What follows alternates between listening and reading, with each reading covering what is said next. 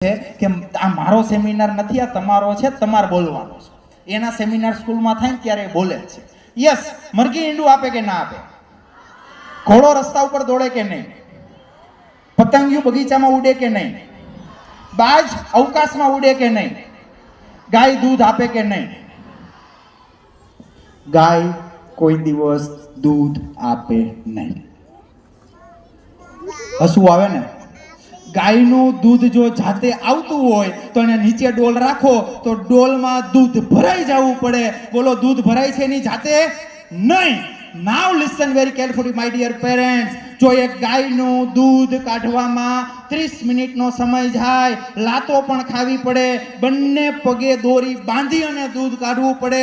જો અડધી કલાકની અંદર 5 લીટર દૂધ મેળવવામાં અડધી કલાકનો સમય જોઈએ, લાતોય ખાવી પડે, એટલે એને તમારે પ્રોબ્લેમ ફેસ કરવા પડે. મારે તમને એ વાત સાથે જોડવા છે કે સાલી 5 લીટર દૂધ કાઢવામાં લાતો ખાય અને અડધી કલાક સમય આપવો પડે. આ નાના નાના બાળકોને 18 વર્ષ પછી જીવનમાં આગળ લઈ જવા માટે માતા પિતા તરીકે તમારે કેટલી મહેનત કરવી પડે? બહુ કરવી પડે. પણ તકલીફ એ છે કરતા નથી. તકલીફ એ છે કે આપણે કરતા નથી.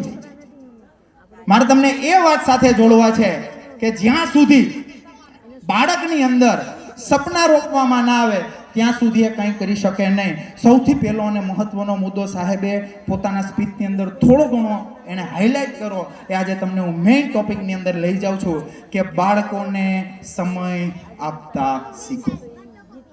હું એવું નથી કહેતો કે તમે નહીં આપતા હોય, પણ હું એવું કહું છું કે તમે સમય આપો છો પણ ક્વોલિટી સમય નથી આપતા. તમે સમય આપો છો પણ તમે ક્વોલિટી સમય નથી આપતા. એક સરસ મજાની એક્ટિવિટીના માધ્યમથી મારે તમને સમજાવવું છે.